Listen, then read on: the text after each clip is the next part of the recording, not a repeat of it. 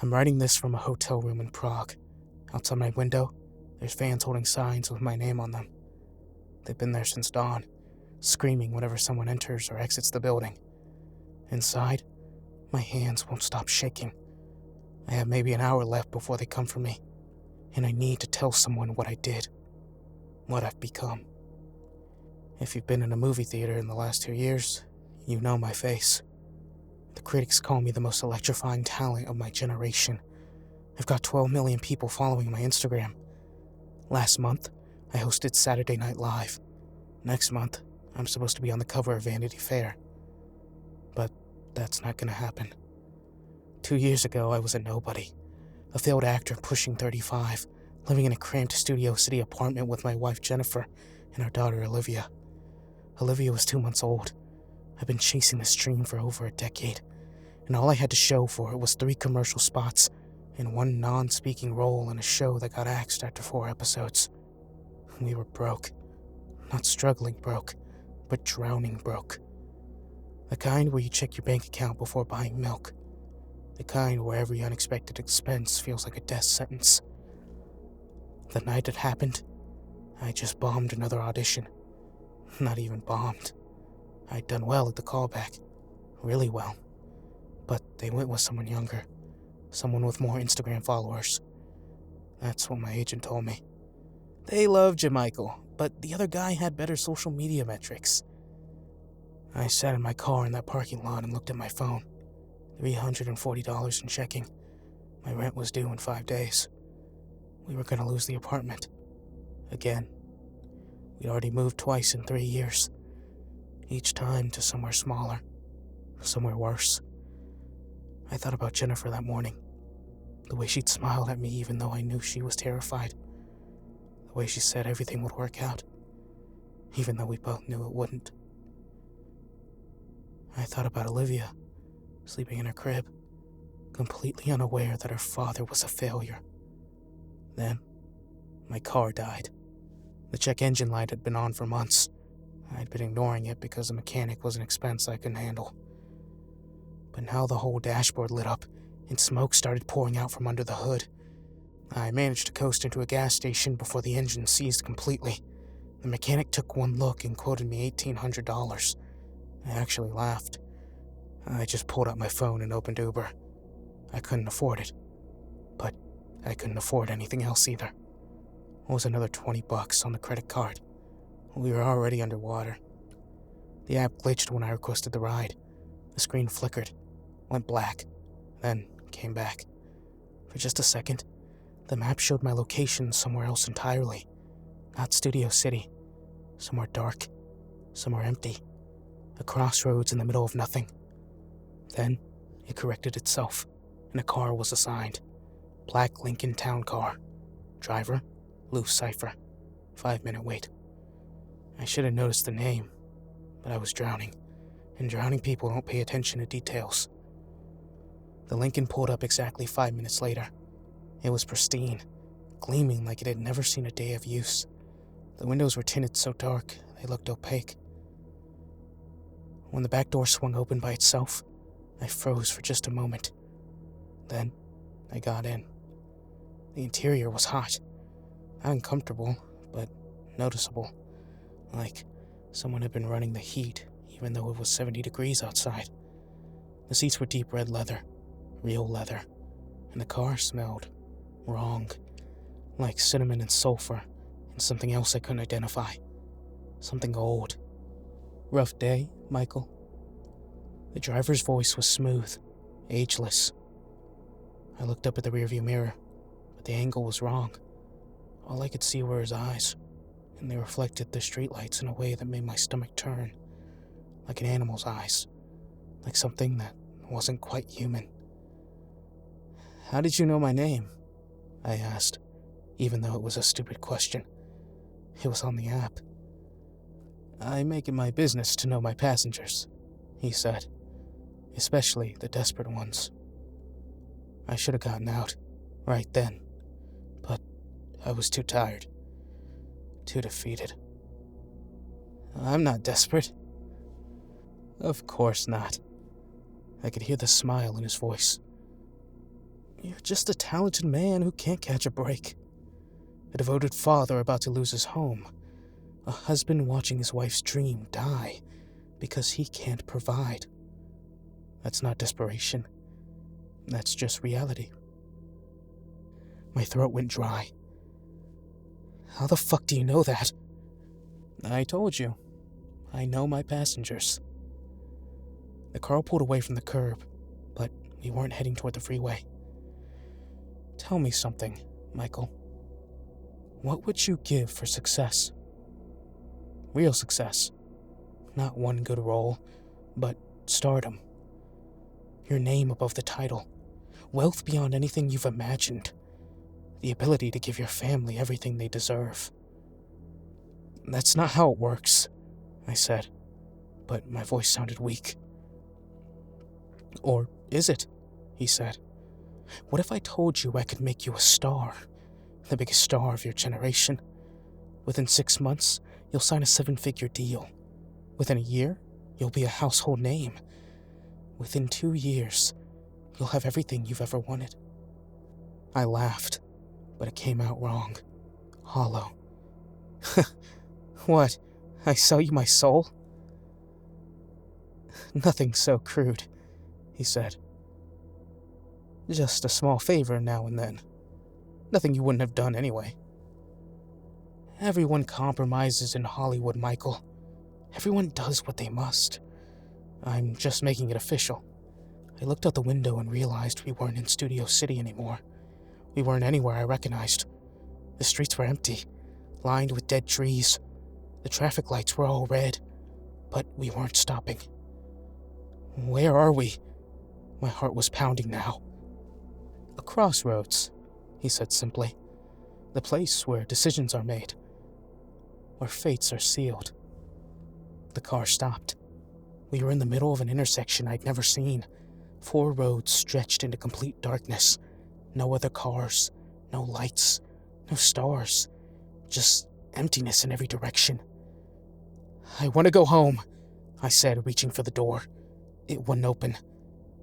You will, Lou said, after we conclude our business. He turned around, and I finally saw his face. He looked like a man, handsome, ageless, perfectly groomed, but his eyes were ancient. They held knowledge that no human should possess, and when the dashboard light hit them at the right angle, they glowed with a dull red light. Here's my offer, he said. He produced a piece of parchment from nowhere. It was covered in elegant script, words I couldn't quite read. They seemed to shift and change when I tried to focus on them. Sign this, and I guarantee your success. You'll land a major role within a week. It'll launch your career into the stratosphere. Money, fame, respect, security. Everything you need to take care of Jennifer and Olivia. And what do you get? I said. Small favors, he said. Tasks. Opportunities to prove your commitment. Nothing that will harm you or your family directly. Just proof that you're willing to do what's necessary. He pulled out a pen. It was gold, antique, beautiful. He held it out to me. One signature, Marcus. One moment of courage, and all your problems disappear. I should have said no. God help me. I should have said no. But I thought about Jennifer's face when I told her we'd have to move back in with her parents. I thought about Olivia growing up in poverty, struggling the way I had, never having chances. I thought about being a failure for the rest of my fucking life. What kind of favors? I asked. Nothing you'll lose sleep over, he said. At least, not at first. At first? His smile widened. The first compromise is always easy, Michael. It's the later ones that reveal character. But by then, you'll have so much to lose. You'll do what's necessary. He extended the pen toward me. My hand moved before my brain could stop it. The pen was hot in my grip, almost burning. The moment I touched it, the temperature in the car spiked. The smell of sulfur became overwhelming. Just sign at the bottom, Lou said softly.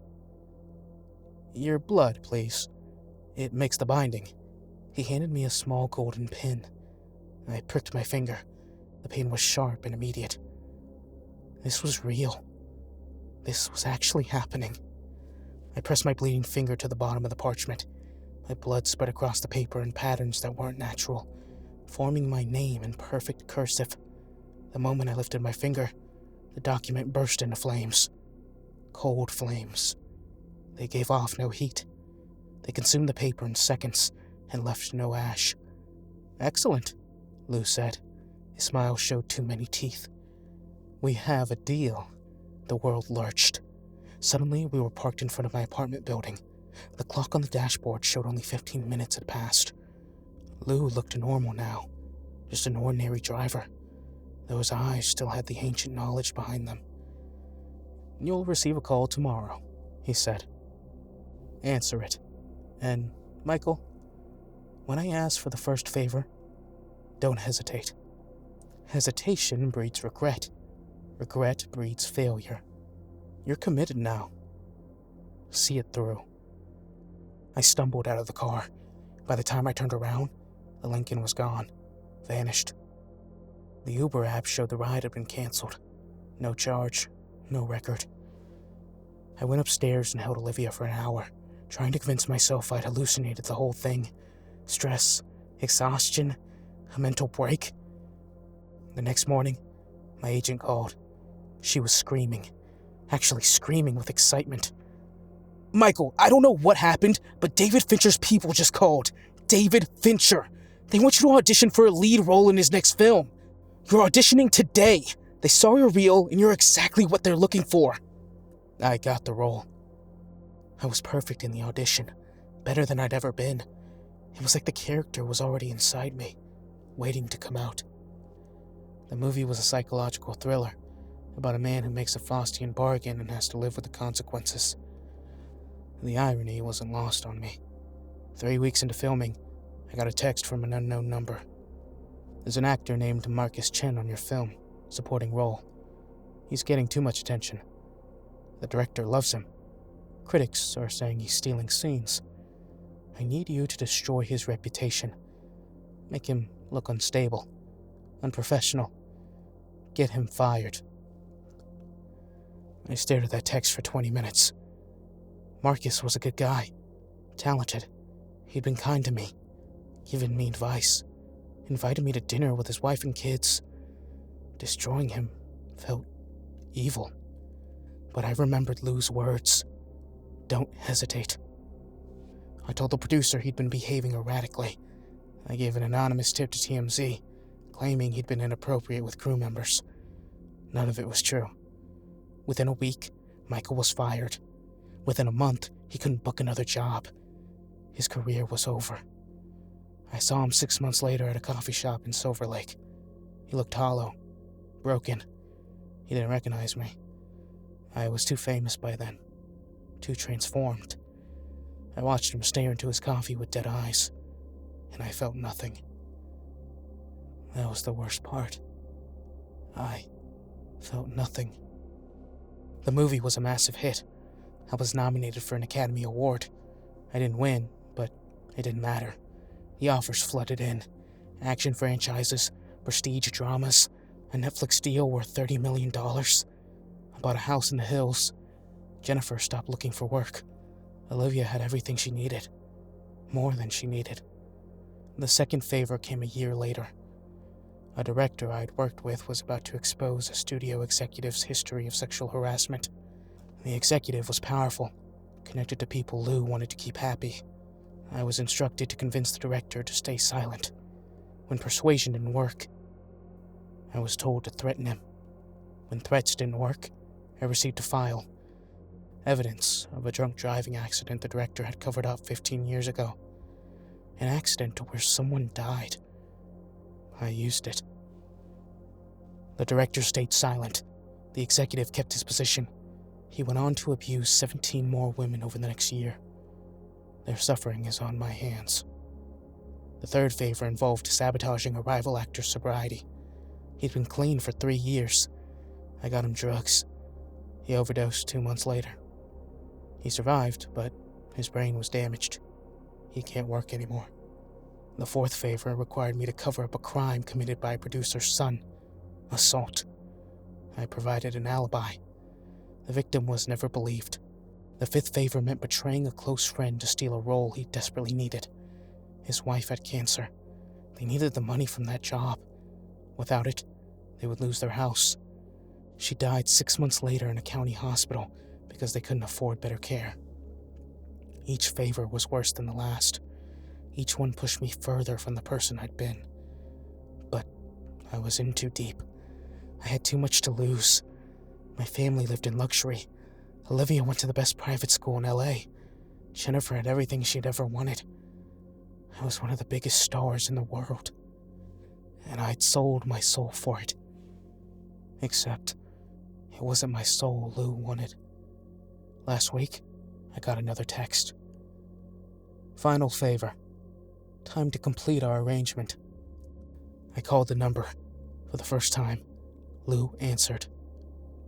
"Hello, Michael," he said, and his voice sent ice through my veins. "You've done well. Better than most. You've climbed higher, compromised more thoroughly. You've become exactly what I needed you to become." "What's the final favor?" I asked, even though I didn't want to hear the answer. "You're filming in Prague," he said. "And there's a young actress there, Sofia Kovar, 23 years old. Extraordinary talent. In 5 years, she'll be more famous than you. In 10 years, she'll be one of the greatest actresses of all time. She'll inspire millions. She'll use her platform for genuine good." My stomach dropped. "I need you to kill her," Lou said. "Make it look like an accident. You'll be the last person to see her alive, but you're famous. Beloved. No one will suspect you. This is your final task, Michael. Complete it, and our deal is fulfilled. You keep everything. Refuse, and you lose it all. The fame, the money, the success, everything collapses. And more than that." "More?" I whispered. "I'll take what you value most," he said. "Though die slowly, painfully. And you'll watch. You'll be powerless to stop it. That's the price of refusal. So, you see, Michael, you don't really have a choice. You stopped having choices the moment you signed." He hung up. "I've been in this hotel room for 3 days, trying to think of a way out. There isn't one. If I kill Sophia, I become a murderer, a monster. But I keep my family safe. If I refuse, Jennifer and Olivia die, and my refusal won't save Sophia anyway. Lou will just find someone else to fucking do it. Another desperate actor, another fool willing to make a deal. I can't win, but I've realized something else. Something worse. I'm not human anymore. Not really. Every favor I've completed, every compromise I've made, every life I destroyed, they changed me. Piece by piece, choice by choice.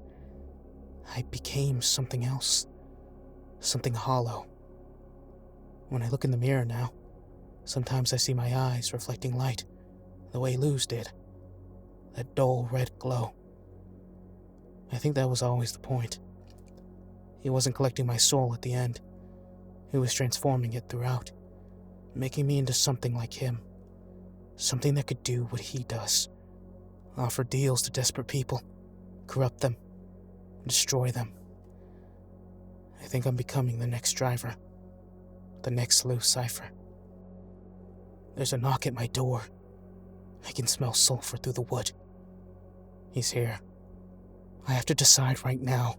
Kill Sophia and complete my transformation into a demon, or refuse and watch my family die, knowing it won't save anyone. I don't know what I'm gonna do. Actually, that's a lie. I know exactly what I'm going to do. I'm going to walk out of this hotel room I'm going to meet Sophia for dinner like we planned. She's excited to work with me. She said I'm her hero. And I'm going to. Wait. Something's wrong. My hands. They're not shaking anymore. They're steady. And I'm not scared anymore. I'm hungry. I think I've already decided. I think I decided the moment I signed. I can hear her in the hallway now. Sophia, laughing about something. She's talking to someone on her phone. Her voice is bright, full of life, full of potential. I'm standing up. I'm walking to the door. I'm smiling. This is my testimony. This is my confession. But it's too late for it to matter. If you're reading this, I'm already gone. Not dead. Worse than dead. I'm whatever comes after you sign away your humanity piece by piece until there's nothing left but hunger. I'm the next driver. And I'm already looking for my first passenger. If you ever find yourself in an Uber with a driver whose name seems a little too clever, whose eyes reflect the light wrong, who knows things about you he shouldn't, get out. Get out while you still can. Because once you sign, you've already lost. The door is opening. Sophia's smiling at me. And I'm smiling back.